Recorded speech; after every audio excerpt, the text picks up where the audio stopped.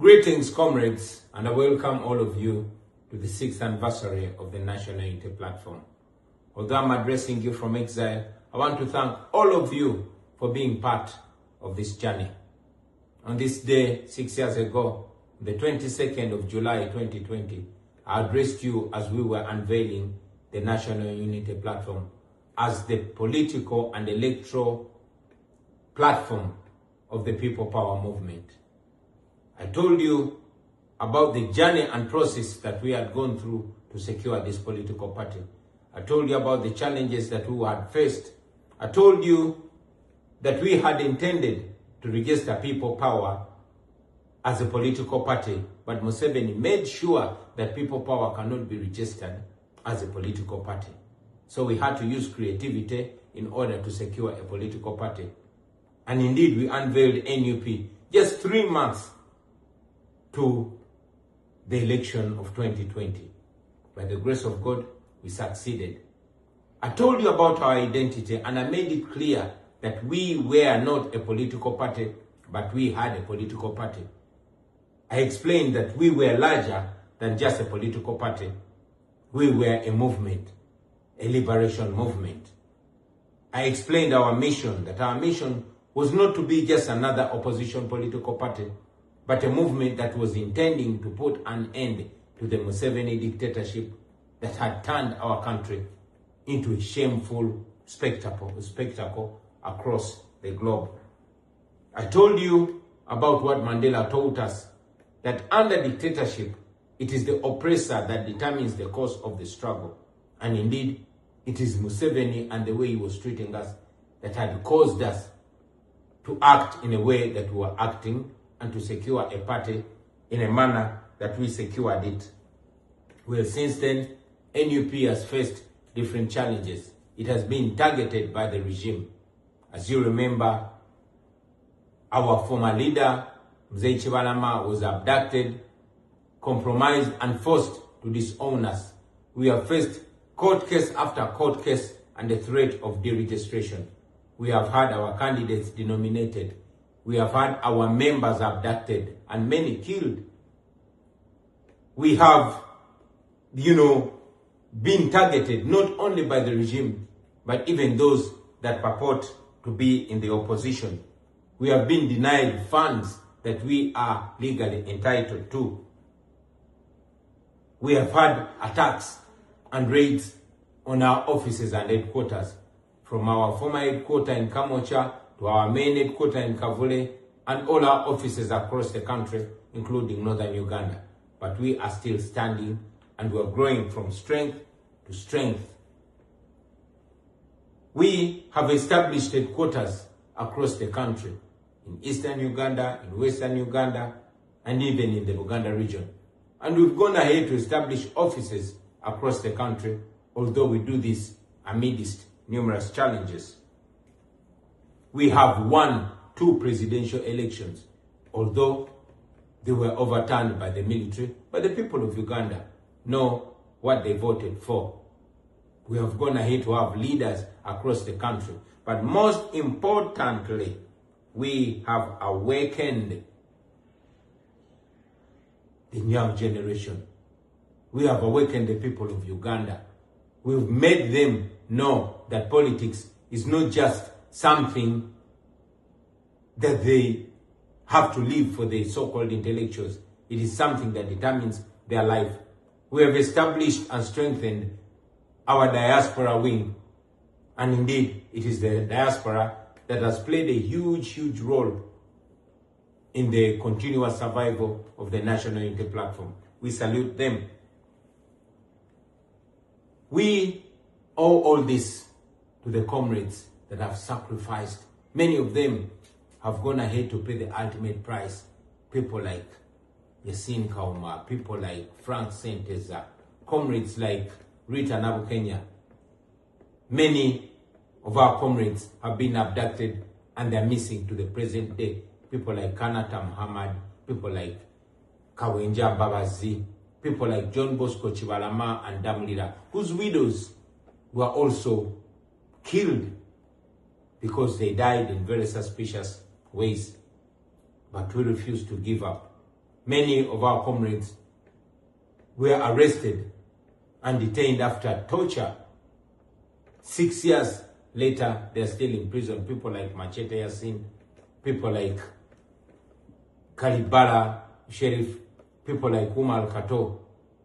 And yes, many of our comrades continue to be detained for no reason whatsoever. Comrades like Alex Wise Wamufumbiro, Eddie Mutwe, Bobi Young, Achille Uchivumbi, Bobby Giant, name it.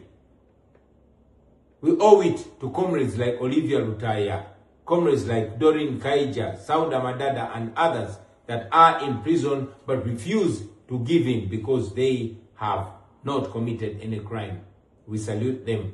As we speak right now, our Deputy President for the Uganda region, the Honorable Mwanga Chivumbi, is missing after being abducted in broad daylight, live on camera, assisted by the police. Goons wielding guns came, picked him up, and 12 days later, nobody knows where he is. But we refuse to give up. The people of Uganda refuse to be slaves in their country. I want to thank the leadership of the National Unity Platform, my fellow leaders that have continued to offer leadership and hold fort even where I am not. We salute you. I want to salute my Deputy Presidents, Mama Lina Zedriga, for representing and leading us through challenging times. I want to salute our current acting president, the Honorable John Baptist Nambeshe. I want to salute you, Mama Tukamshaba Jole, and all other leaders who are still holding fort and offering leadership in these turbulent times.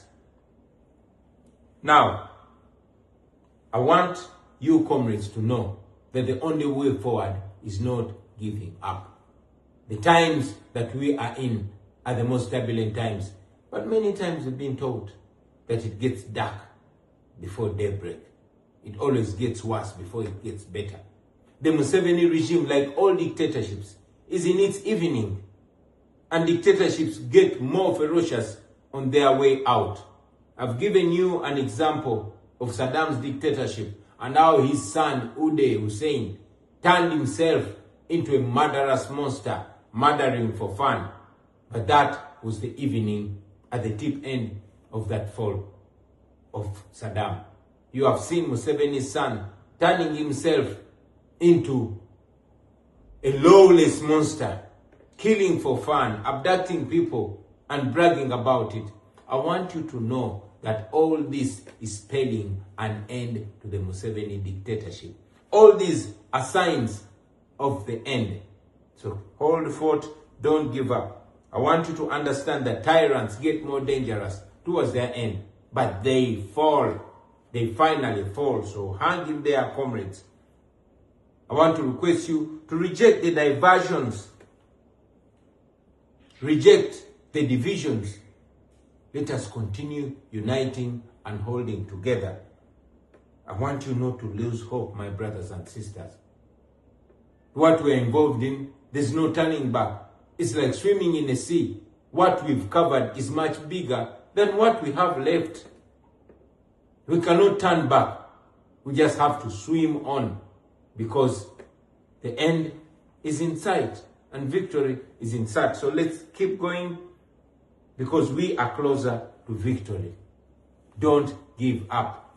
And finally, comrades, I want you to know that we are the hope of the population. The people of Uganda voted for us, and they still have their hope in us. So keep offering leadership, even amidst these challenges. I'm aware that the LC elections are around the corner. Please get involved and take that leadership right from the grassroots. Take leadership of your villages. Get involved in the LC1 elections and take that power, take them over. On my end, I am not seated. I'm pressing every button that facilitates the quick fall of the Museveni dictatorship. From where I stand, I want you to understand that historically, the diaspora has always played a cardinal role in the fall of all oppressive regimes, and our generation is not going to be any different. So I am doing what I can do, and please do what you can do from where you are. We are stretching the Museveni regime, and you can see they are panicking because they know that they are being stretched from all fronts. The regime is falling apart. When you see them now abducting and arresting each other, when you see them going for their own generals and their military officers, then you know that they are falling. Do not give up, brothers and sisters. I've said it before and I want to reiterate it, that I will come back home, and I will come back home soon in victory. Stay strong, keep hope alive, and I want to assure you that we are going to win. We are going to free all those political prisoners. We are going to free Dr. Besigye. We are going to free Lukwago Elias, Haji Lutale, and all those political prisoners that are in prison because they have not committed any crime whatsoever. I want you to know that one day you will see Museveni, his criminal son, and all his enablers in court. One day they are going to have their day in court, and they are going to answer for all the atrocities that they've committed against the people of Uganda. Keep the hope alive. Don't give up. Uganda will be free.